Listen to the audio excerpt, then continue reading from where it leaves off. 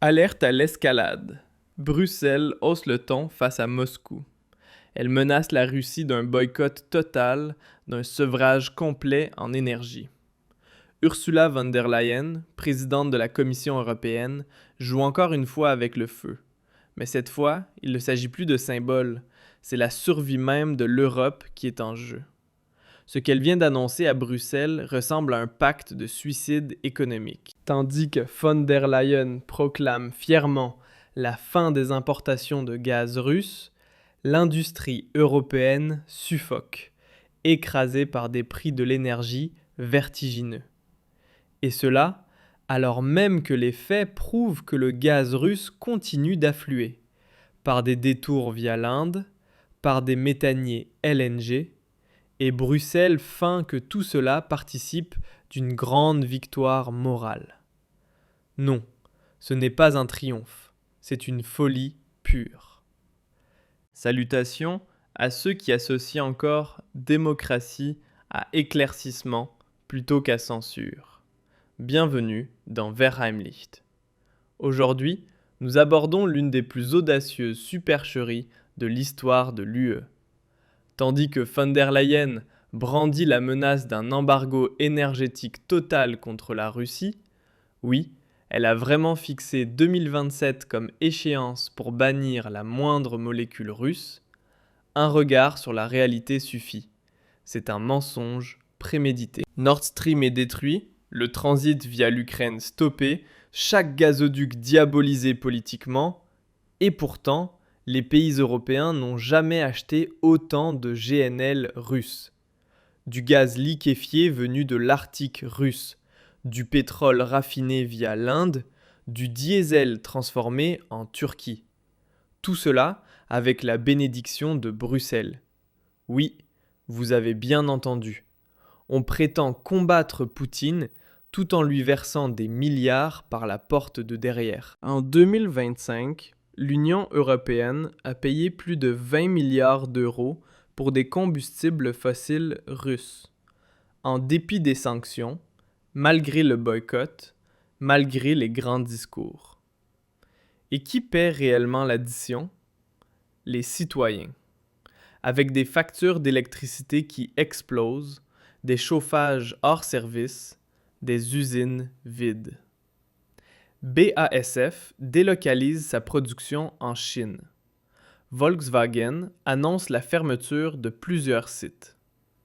En Allemagne, jadis fleuron industriel de l'Europe, c'est la stupeur. Et que dit von der Leyen ? Elle parle de victoire morale. Morale pour qui ? Pour les technocrates de Bruxelles ? Certainement pas pour les familles d'ouvriers de Bitterfeld, de Leuna ou de Ludwigshafen. Là-bas, ce n'est pas la morale qui règne, c'est l'angoisse de survivre.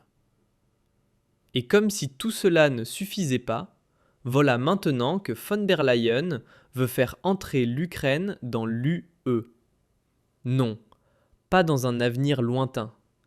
Immédiatement, à marche forcée, via un modèle d'adhésion à 2 niveaux. Les pays pourraient devenir membres de second rang, sans droit de vote complet, sans obligation pleine, mais avec des privilèges comme les subventions agricoles.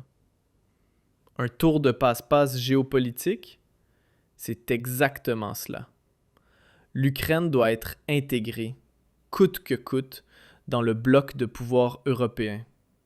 Non pas pour la paix, mais pour provoquer Moscou, pour affaiblir l'influence de Poutine.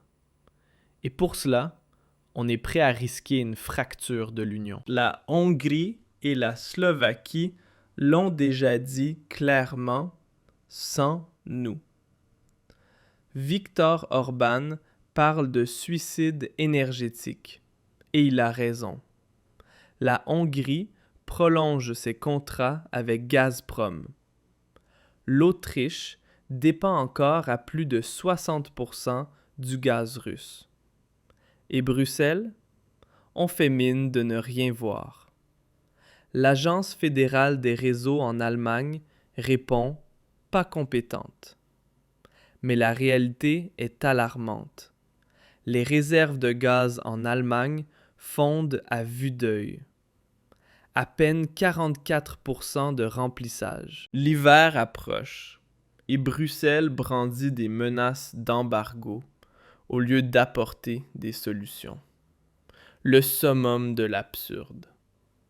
Pendant que Trump, de retour à la Maison-Blanche en 2025, sanctionne l'Inde pour avoir acheté du pétrole russe, von der Leyen, elle, se rend à New Delhi pour y annoncer un partenariat stratégique.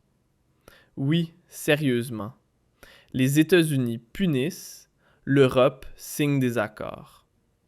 L'Inde achète le pétrole brut russe, le raffine et le revend à l'Europe. C'est aussi simple et cynique que cela. Et l'Europe applaudit. À Bruxelles, on appelle ça de la realpolitik. En vérité, c'est de l'hypocrisie à l'état pur. Petite parenthèse, pour que ces sujets restent visibles, pensez à vous abonner, activer la cloche et laisser votre avis en commentaire. Mais attention, ce n'était que le début. Les choses sérieuses commencent maintenant. Von der Leyen menace la Russie d'un bannissement total du gaz d'ici 2027. Mais la réalité raconte une toute autre histoire. Tandis qu'elle s'affiche grave et résolue devant le drapeau de l'Union européenne, tonnant contre Poutine, les marchés de l'énergie ricanent dans l'ombre. Les méthaniers russes accostent toujours en Belgique, en Espagne, aux Pays-Bas. Et ce n'est pas discret. C'est public, visible, traçable. Rien qu'en 2025, l'Europe a versé plus de 20 milliards d'euros pour des ressources fossiles en provenance de Russie, malgré toute la rhétorique du boycott. Et maintenant, on voudrait nous faire croire qu'en 2027, tout cela prendra fin? Sérieusement? Ce n'est pas une coïncidence. C'est une stratégie politique froide. L'Union européenne a besoin d'un ennemi, et la Russie est devenue le bouc émissaire idéal pour masquer ses propres échecs. Car l'exode industriel de l'Europe n'a pas commencé à cause de Poutine, mais à cause d'une politique énergétique aveuglée par l'idéologie. En tête, les Verts, et en exécution, von der Leyen. Tandis qu'elle joue à la héroïne du climat à Davos, les retraités grelottent en Saxe. Pendant qu'elle applaudit le gaz liquéfié venu des États-Unis et du Qatar, des familles en France reçoivent des factures de rattrapage de 600 € pour leur chauffage. Pendant qu'elle se hisse moralement au-dessus de Poutine, des pans entiers de l'industrie, acier, verre, papier, s'effondrent sous le poids de coûts de production déments. Ce n'est pas moral, c'est meurtrier. Oui, et puis il y a aussi cette poudrière géopolitique qu'est l'Ukraine. Von der Leyen veut absolument l'intégrer à l'Union européenne, à n'importe quel prix. Peu importe que l'état de droit y soit douteux, que la corruption y prospère, ou que des membres actuels de l'UE, comme la Turquie, se sentent trahis.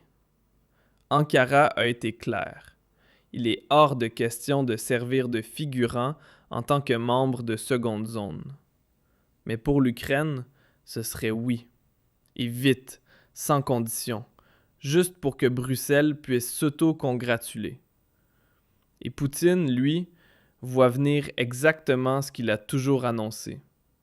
L'UE cherche à démanteler sa sphère d'influence. L'OTAN se rapproche. Le front économique contre Moscou s'étend, mais s'effrite en même temps. Car à quoi sert une alliance qui se ruine elle-même? Salutations à tous les amis de la pensée critique.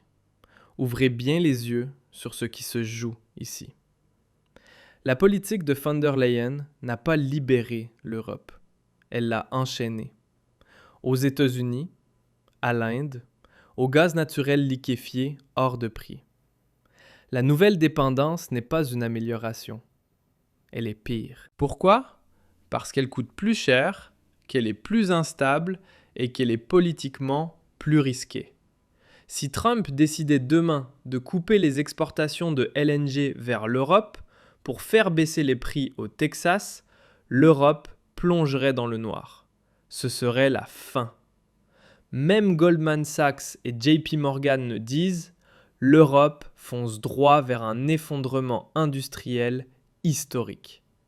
D'ici 2030, nous pourrions devenir un musée à ciel ouvert. Un musée rempli d'éoliennes stylisées, mais vide d'emploi. Et pendant ce temps, que fait Friedrich Merz? Le chancelier parade en Inde, accueilli par des festivals de cerfs-volants, tandis qu'Ursula von der Leyen, en tenue traditionnelle, y célèbre des alliances stratégiques. Et Trump et Poutine? Ils en rient à gorge déployée.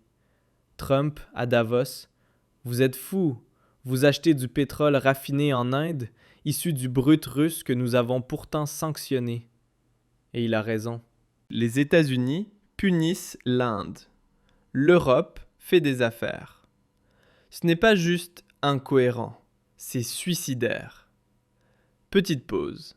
Dans un instant, d'autres infos vous montreront à quel point tout est devenu instable.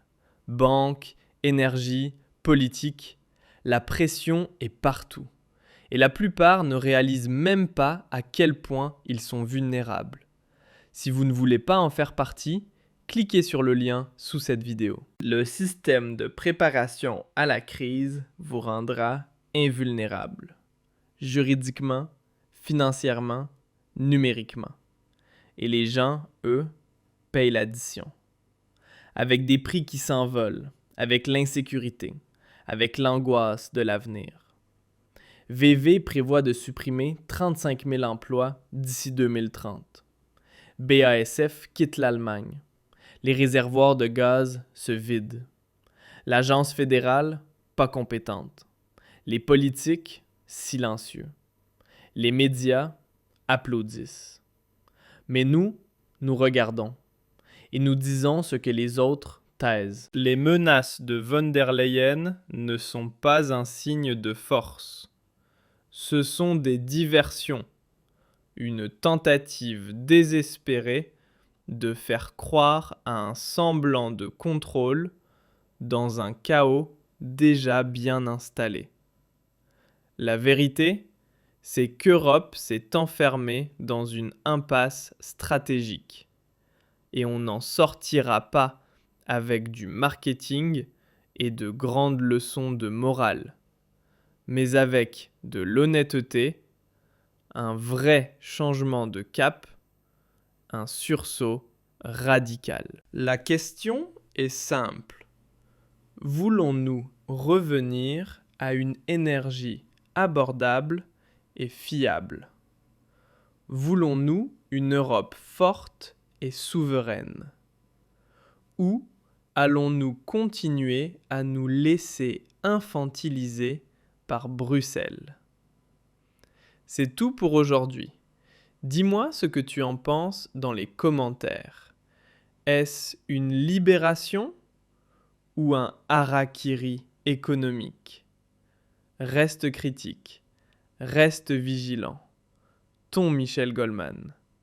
À la prochaine vidéo.